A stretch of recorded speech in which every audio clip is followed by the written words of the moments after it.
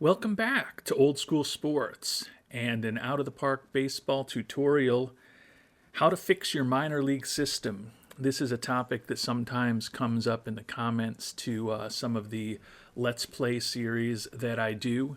And if you're new to the channel and you haven't checked those out, would appreciate it if you'd go and check some of the series that we've done. We just concluded a mini series in OOTP 25 with the Yankees.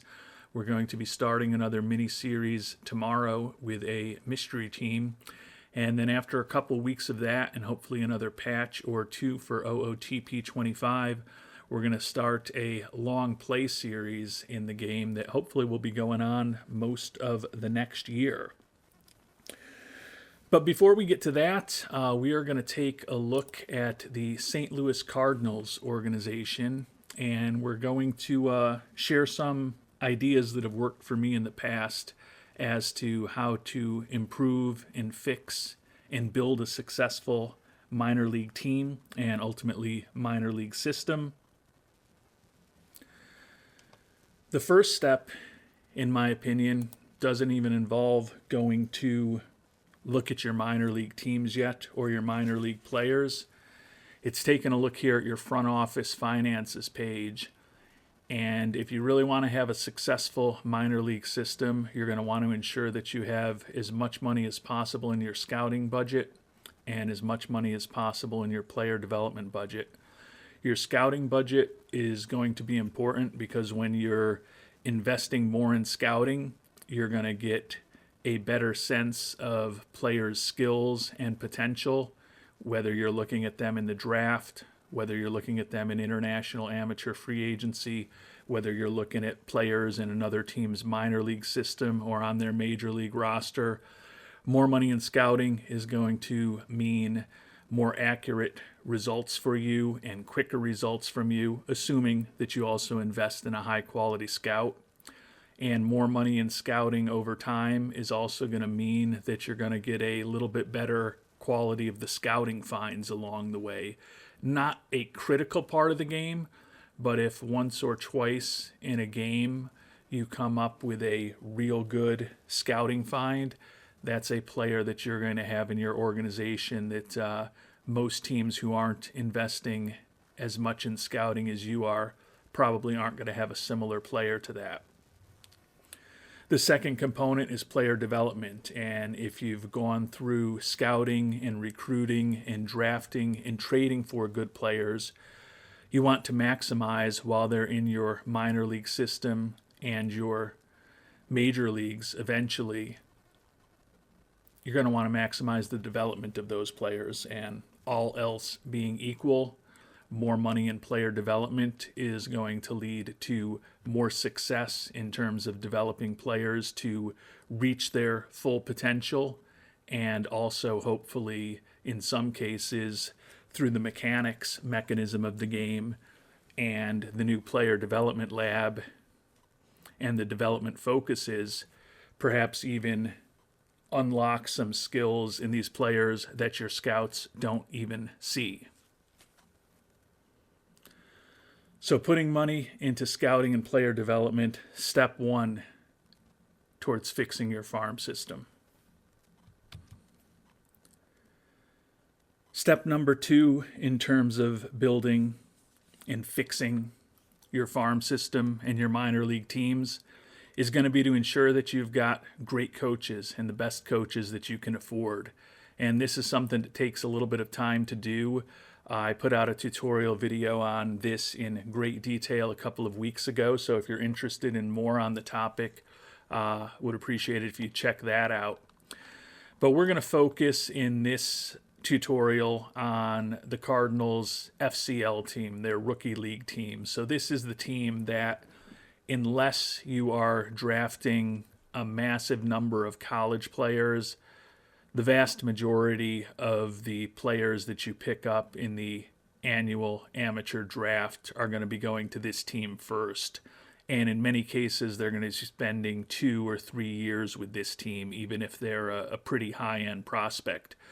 So having great coaching at all levels across your system, including the majors, but particularly those lowest levels when these coaches are going to be working with players for, in many cases, multiple years, is critically important.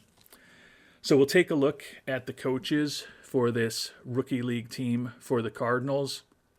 Manager is Roberto Espinoza, and he's pretty average. He's fair with development and okay with mechanics, fair with handling aging, not a critical issue because he's mostly going to be dealing with players in their teens and early 20s at this level.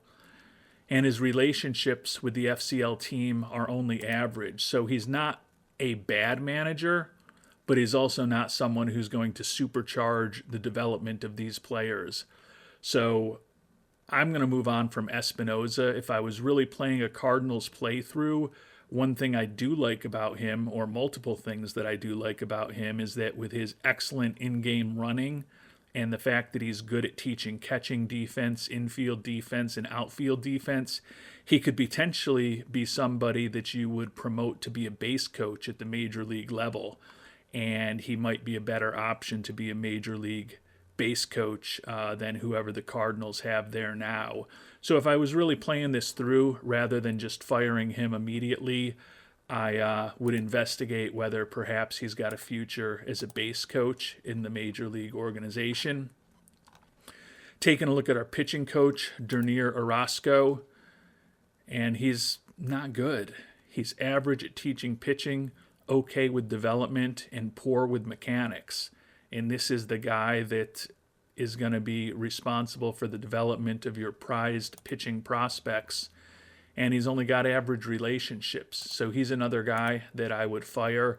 I don't think I'd look for another spot in the organization for him with his skills. And last but not least, our hitting coach, Eric Almonte, average at teaching hitting, poor with development, poor with mechanics. And another guy whose relationships with the team are only average. He's poor at just about anything. He's certainly, in my mind, got no other role in the organization. So even though these players or these coaches are signed for multiple years, I'm just going to fire them all immediately. And I'm going to go through a similar process, quite honestly, if I was really playing this game out with every other coach in this organization. And coaching is, a secret sauce that can give your minor leagues a boost.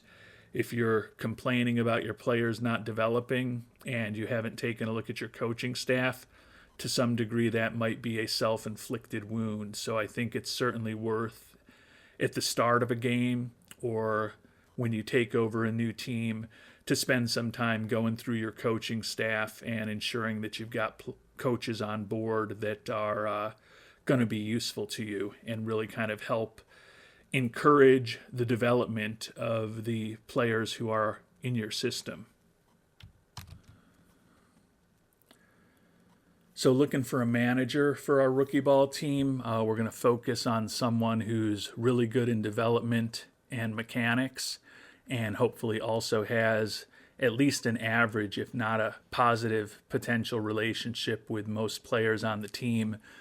Danny Ayers certainly stands out, 61-year-old, excellent with development, excellent with mechanics, and we think he's going to have an average relationship with the Cardinals, so he'd certainly be a big upgrade to the other guy that we had. Willie Concepcion, another guy excellent with development and mechanics, and we think he's going to have an average relationship as well.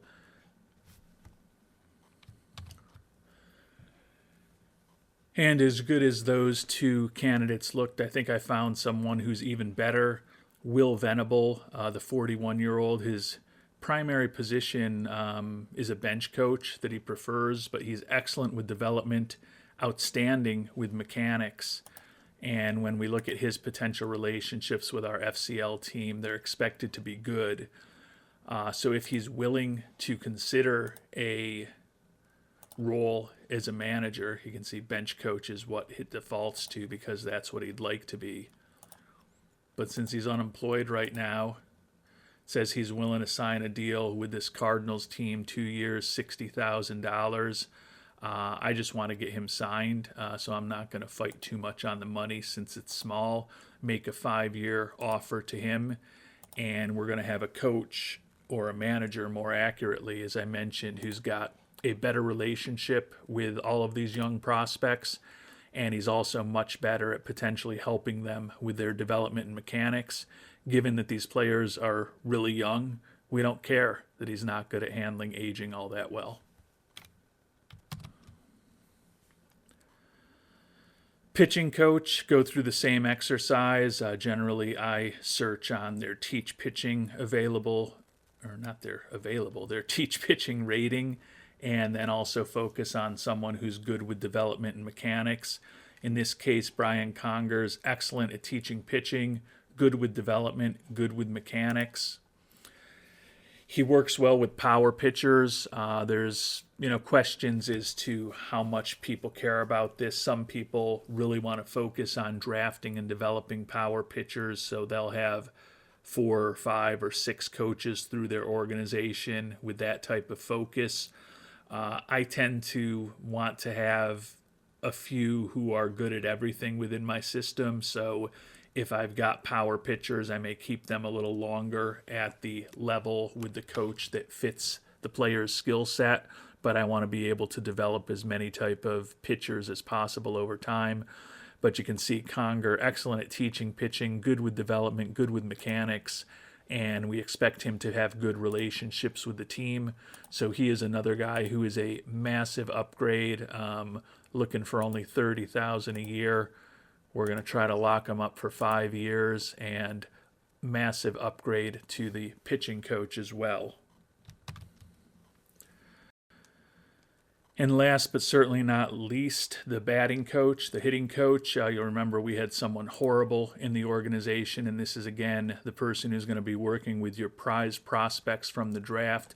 Ben Johnson is outstanding at teaching hitting, outstanding at development, excellent with mechanics, and another guy that we expect to have good relationships with the players, which will help his influence on them as well. So we will reach out to Mr. Johnson, offer him a contract, also looking for $30,000. We'll try to lock him up for 5 years.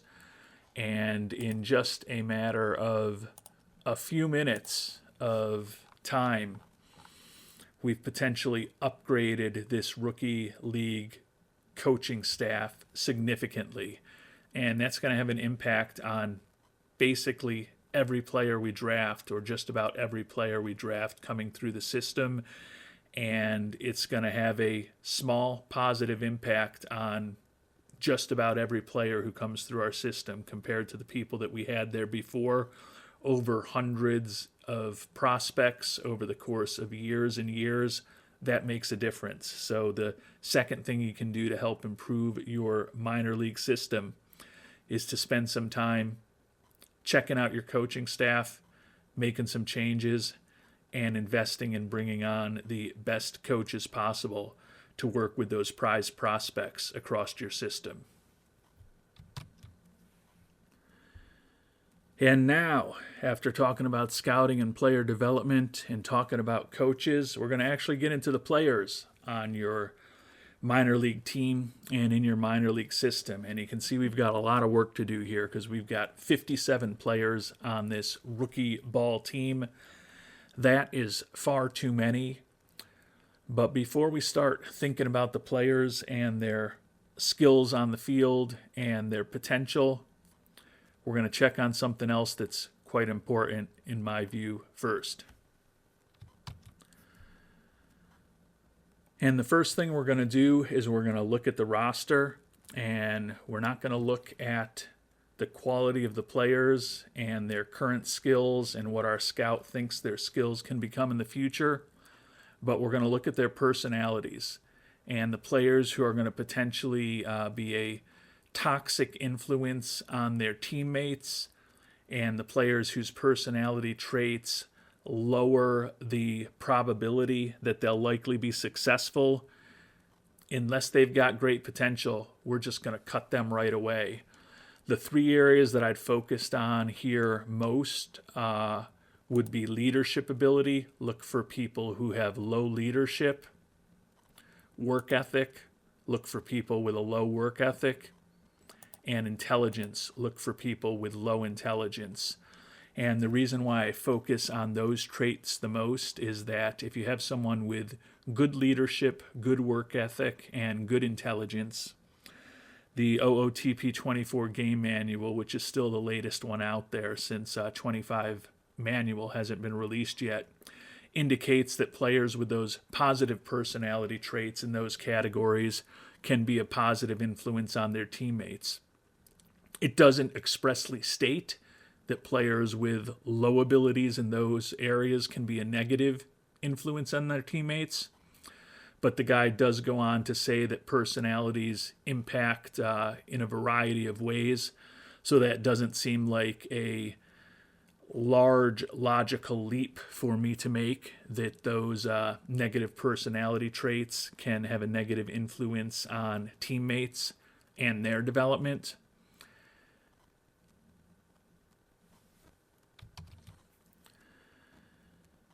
And anecdotally, I'm sure those of you who have played the game before have had times at the major league level when you've had players with some negative personality traits and in some cases negative overall personality types, that when they leave your team, you get an email saying the players really didn't want to complain about this guy, but they're kind of happy that you moved on from them. So the players who have more of these negative personality traits, particularly when they get older, can also, besides potentially impacting the development of the players around them, have a more negative impact on the whole morale and personality and tone of your clubhouse. So back to leadership, we see here we've got a relief pitcher, Tyler Brandt, low leadership, low work ethic, so 2 negatives in some pretty important traits. We see him only having 1.5 star potential. He's a 23-year-old pitcher. He actually was an A-ball last year. For some reason, he's on our rookie league team. But between the low leadership, the low work ethic, and the fact that when we look at his ratings, even if he fully develops, he's not a major leaguer. And given that he's got that low work ethic, he's probably not going to fully develop. And given that low leadership and low work ethic, he can potentially negatively influence the players around him. There's no point in my mind in keeping this guy around. So we are just going to go and release him immediately. Zach Showalter here, a starting pitcher, also low leadership. He's high in terms of his greed, but he does have some positive traits with the high work ethic and the high intelligence. He's also more of an appropriate age for rookie ball at 20 years old. And even though he's listed as a starting pitcher, you can see he's got a skill set that he's a borderline potential two-way player who can also play in the outfield. So although it's not a perfect personality with him, there is a mix of positive and negative traits. So I wouldn't just cut him immediately. He may end up getting cut when we look at some other things on this team, but right now the personality isn't so toxic that we need to get rid of him immediately. On the other hand, Sammy Hernandez, the catcher, with low loyalty, low work ethic, low intelligence. Best case scenario is he's an average major league defensive catcher, and it doesn't look like his bat is ever going to be average for the major leagues. And again, given that low work ethic, there's also less of a likelihood that he'll reach his full potential. He is only 19 years old, so you can argue that there's some more upside with him. But with 3 negative personality traits and only 1 positive one, Sammy Hernandez, and the fact that our scout says he's only 2-star potential, he's a very borderline major leaguer if everything goes well. We're just going to cut him as well and get another potential toxic personality off of the team. Tanner Jacobson kind of has some positive and negative traits. He's 24 years old, though, and the last couple years in A-ball, he's at 6.23 and 4.19 ERAs. he's only throwing in the low 90s. And as I said, he's 24 years old and he's never made it over A ball. The personalities to me are marginal, but we've got 57 guys on this team, although we're less than that now with the cuts we make. We're going to release Jacobson as well. Last but not least, we'll go into the intelligence tab and see anyone who kind of stands out really low there. Jack Lynch, 22 years old, has a couple of positive and a couple of negative personality traits, was not good in A ball last year. Don't think his control is going to be all that exceptional. He does have high leadership and high adaptability, so more of a neutral personality overall. Not going to cut him right away. Zane Mills with the low intelligence, low adaptability, but he does have high work ethic and low greed. I don't think his stuff is ever going to be good enough to be a major leaguer, but he's not someone that I'm going to cut immediately. But I think if you go through all of your teams and just kind of clear out players who don't have very high, obvious major league potential, who do have some negative personality traits that can influence others, and you get yourself into a position where when you look at leadership, you've got 4 high guys, only 1 low guy. You look at work ethic, you got a bunch of high work ethic guys, only 1 low work ethic guy. Intelligence, a couple low intelligence guys, more high intelligence guys, and then do the same thing, honestly, with loyalty and financial ambition as well, although those are less critical to how others are going to develop around them in terms of reaching their full potential. You're going to ultimately have a more cohesive organization without problematic or without as many problematic personalities in it, and you're also going to have less people who may have a negative influence potentially on the development of others. Now again, if any of those guys I cut was a 4 or 5 star potential prospect, a former first rounder, a former international amateur free agent that we spent a ton of money on, I'm going to be much less reluctant to just cut them. If I don't want them in my organization, I can probably get something interesting for them in trade. But if it's a player who's not really a legitimate prospect, just cut him, get him out of there, and don't deal with a bad personality. And I think if you do that across your organization, it's going to help your performance and development.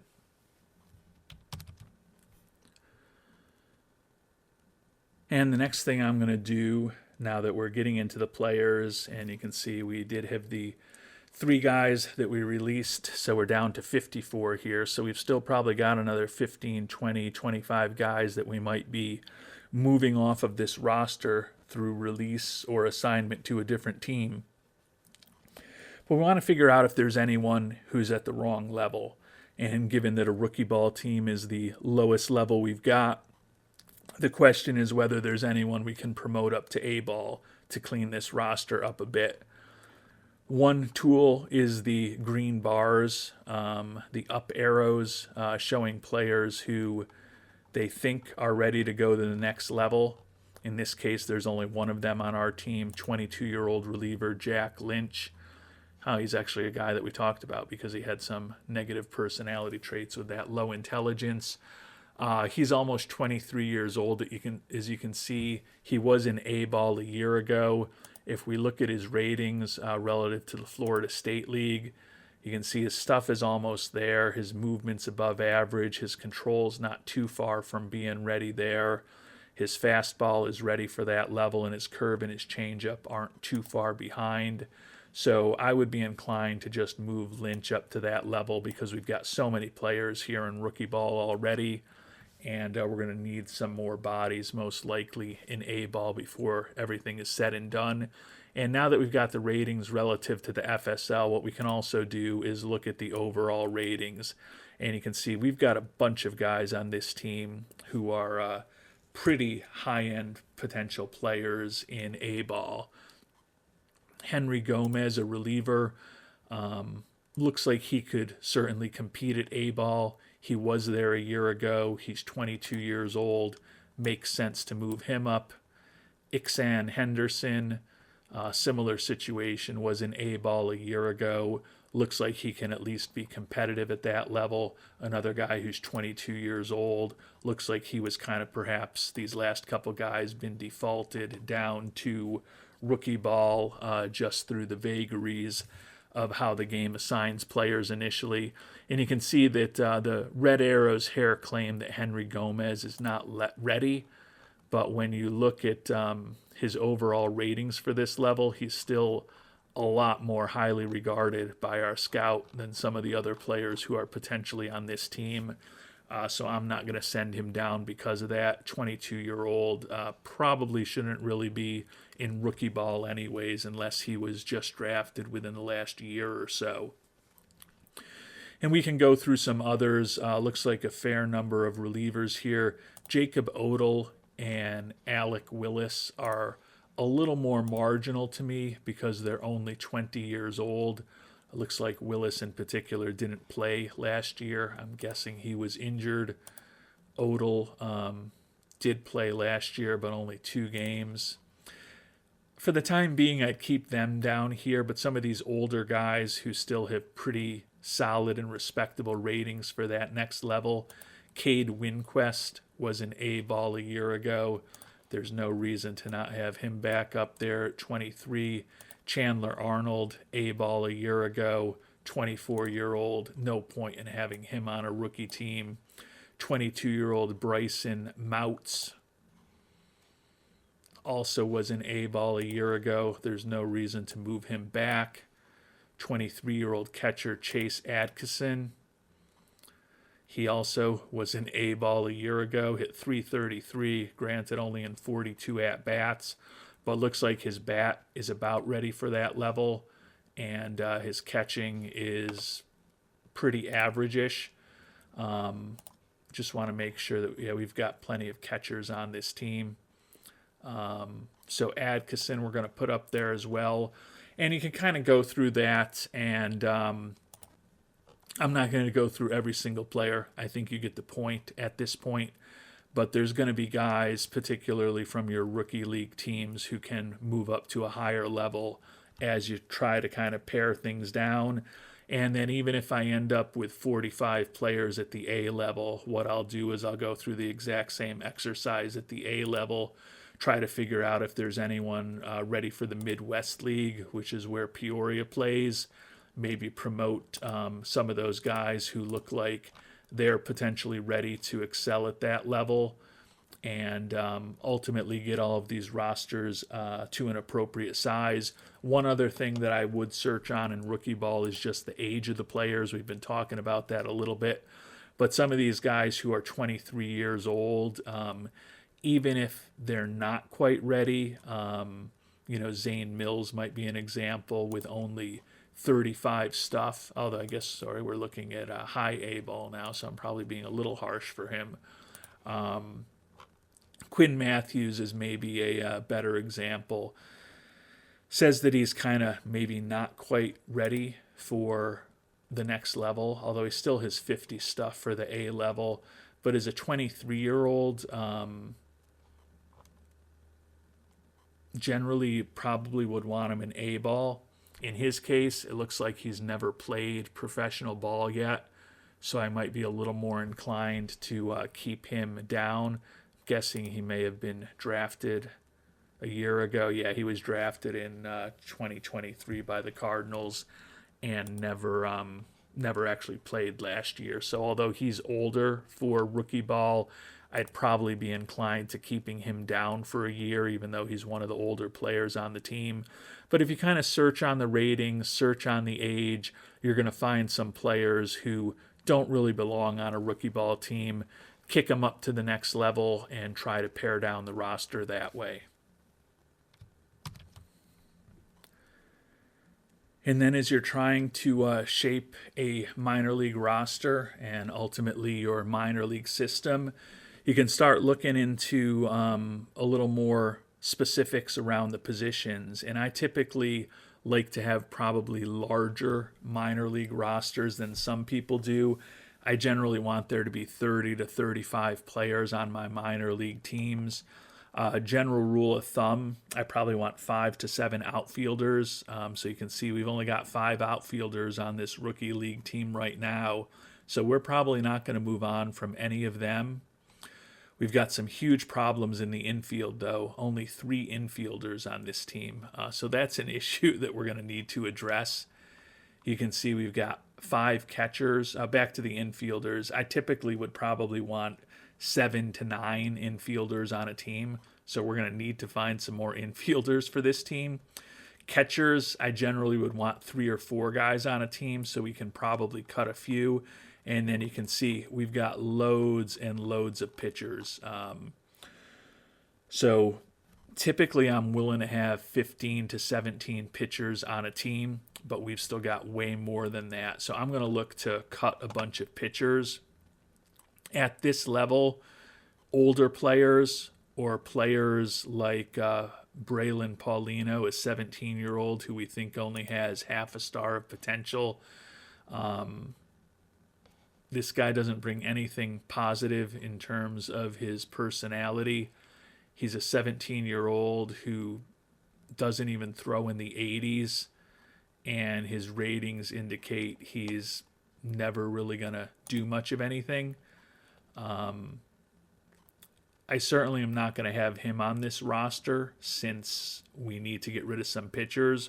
What I will do since he's from the Dominican, I will throw him over onto our DSL team, and then I'm going to go through the same evaluation with the DSL team and see whether or not it makes sense to keep him around. Ruben Menez, similar situation. I don't think he's a big-time prospect. He very well might end up getting cut, but since he is from Cuba, another guy who is eligible to play on the DSL team, we don't have as many people on that squad, so I'll throw him over there as well. Che Wei Lin, Taiwanese pitcher who did play in A-ball a year ago.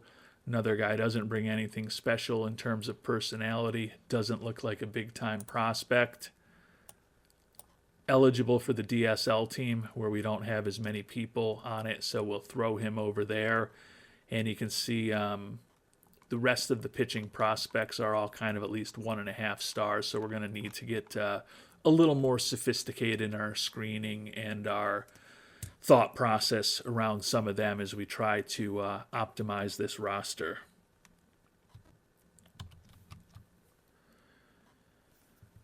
So I mentioned that we don't have enough infielders, but we potentially have too many catchers at this on this team.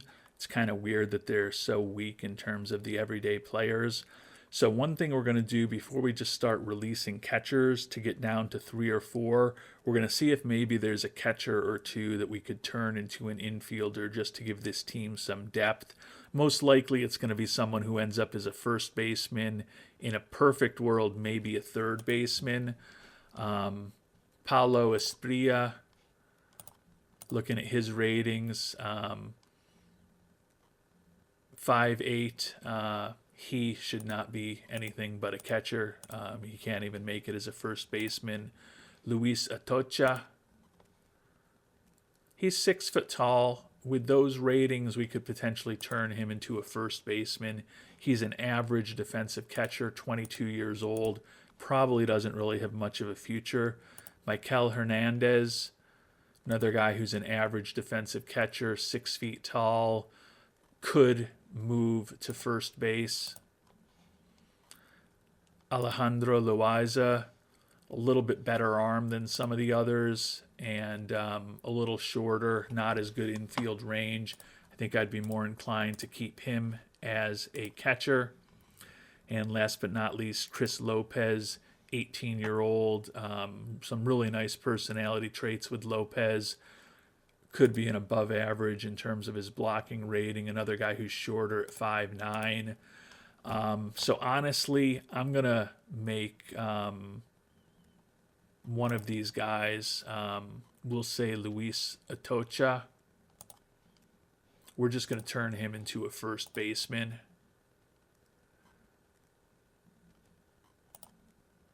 You can see he's nothing special defensively, but that at least makes us have to find the bottom of the free agent barrel of young players. We have to scrape it a little less because we've given ourselves another infielder. Was a guy who's not really a big time prospect for us. I don't think he's ever going to develop into anything, but at least it gives us a little more infield depth than we had before. And we've still got 4 catchers on this team. So plenty of catchers to see who ends up being a useful prospect and a potential future major leaguer. So before we focus on finding some more infielders, we've got to move on from a number of pitchers. So I'm going to actually go back to the ratings relative to the A-level Florida State League and just look at some more pitchers. I mentioned that Odell and Willis at 20 years old are young enough to continue to play at this level. But anyone who's over the age of 20 who looks like they can function at the FSL level, we're going to promote them to Class A. Gerardo Salas fills the bill. Hunter Hayes, 23-year-old reliever. He was another guy who was actually an A-ball a year ago, so he's an obvious one to promote. Hunter Kublik, 20, we might keep him around. Wilmer Ortega, 22-year-old, played in A-ball a year ago. Move him up as well. Zane Mills, 23-year-old. He was all the way up in high A Peoria last year. Certainly doesn't need to be back down in rookie ball. Luis Gastelum, 22 years old. He was in A-ball a year ago. It is kind of a bigger chore the first season when you're doing this, just because the AI is not always necessarily that brilliant when it makes these initial assignments to some of these teams. In the real world, it would be a very strange situation for so many players who were in A, or even in some cases high A ball a year ago, to end up back down at the rookie league team. But that's why I'm using it as an example of what you want to do at the beginning of the game. So we've kind of got the obvious guys. Quinn Matthews, 23 years old, but we talked about him. He hasn't played professional ball before, so we're going to be willing to let him start out the year in rookie ball. Jose Davila, another guy who was in A-ball last year. Promote him to that team. And again, it doesn't mean that all of these pitchers that we're going to be promoting here are going to stay in our organization.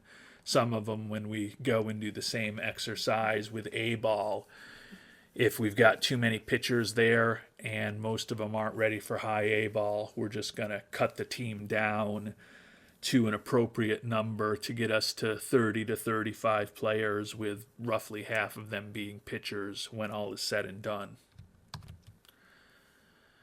So we've still got too many pitchers here, but looking at the potential, you can see there's not really anyone on this team who stands out as an obvious major league prospect.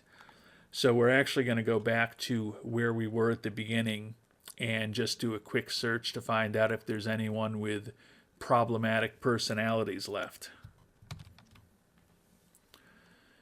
And we've still got Zach Showalter, who has that low leadership, but he does have the high work ethic and intelligence, so we won't cut him simply for that. We've got nobody left with low work ethic at this point. We've got nobody left with low intelligence. Now, some of those guys will be going through the same exercise in single A. Nobody with low loyalty. And we've got a couple of greedier players left. Justin Hernandez, a reliever, 18 years old, doesn't really look like a legitimate prospect. He does have that greed. And since we've got too many pitchers, sorry, Justin, we're going to release you as well.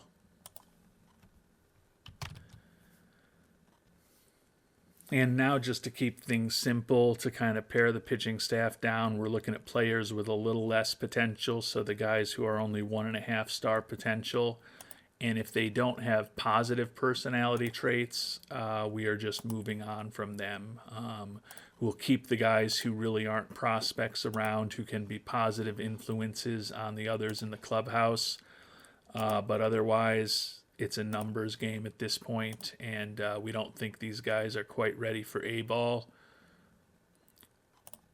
Hunter Kublik, high leadership, high work ethic, so even though he's not a big-time prospect, we'll keep him around.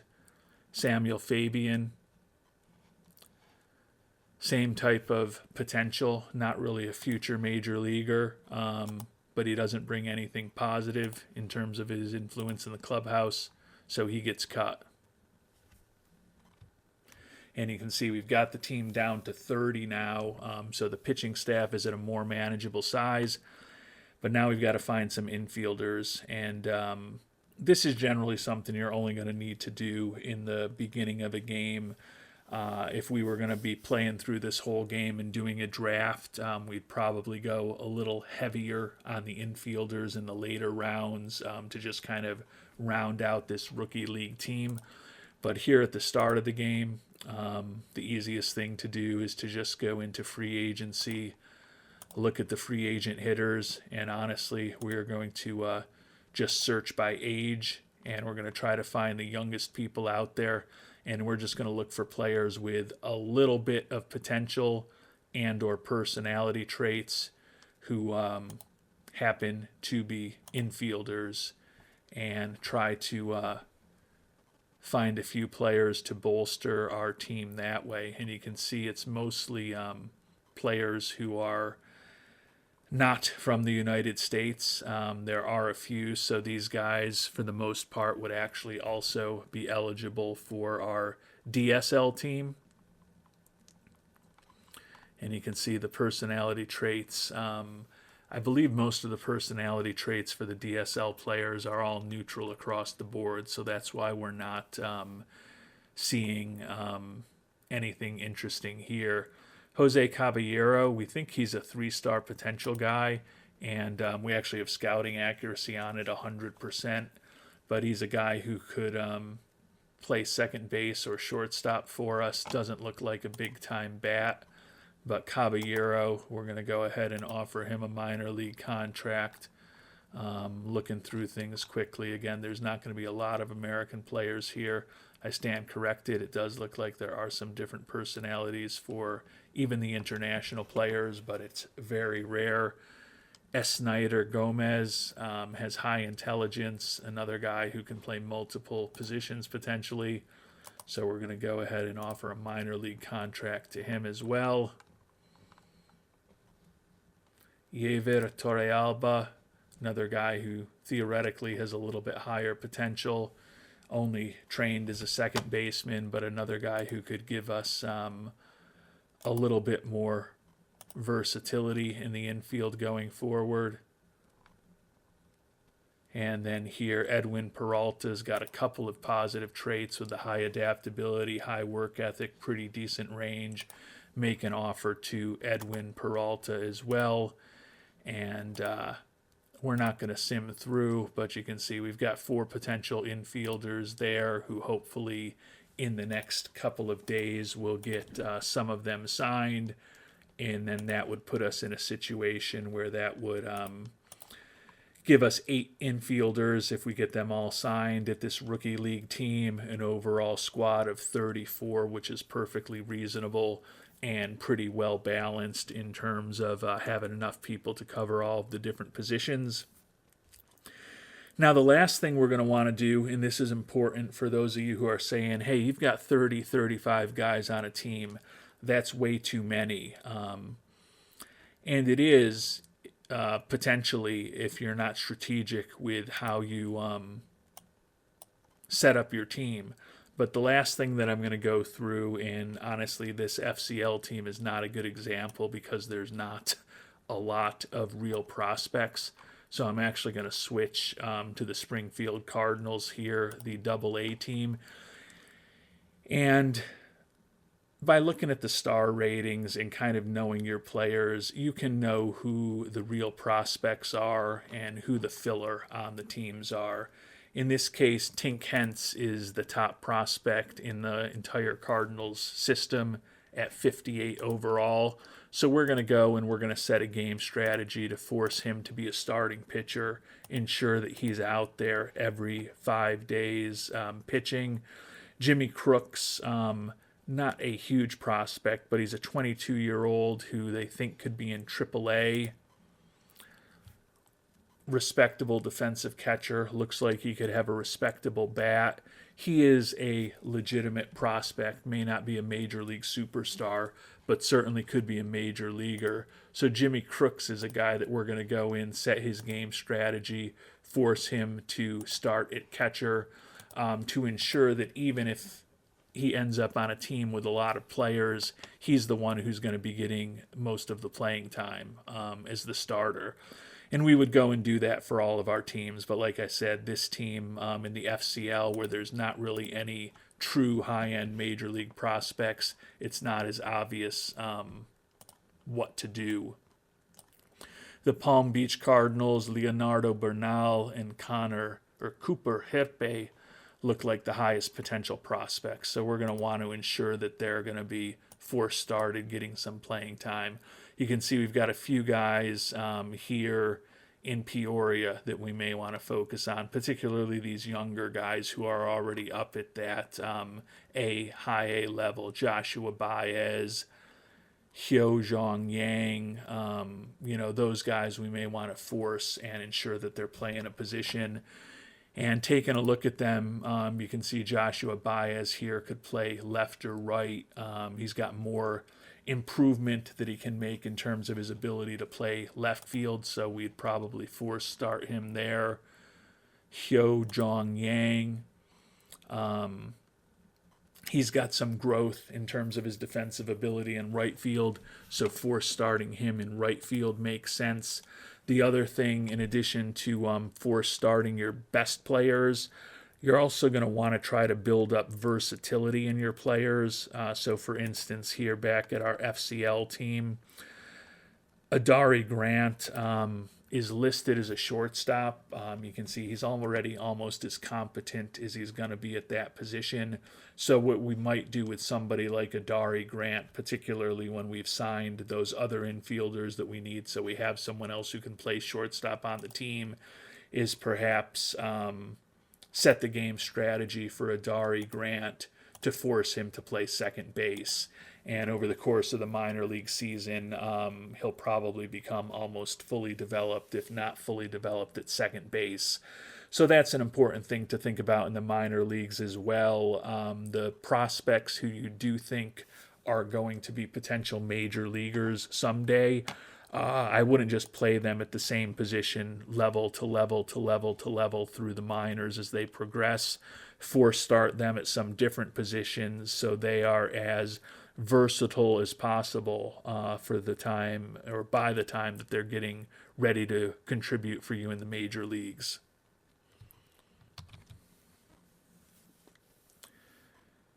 And I think if you follow those steps, you'll ultimately end up having more success with your minor league system than you would otherwise.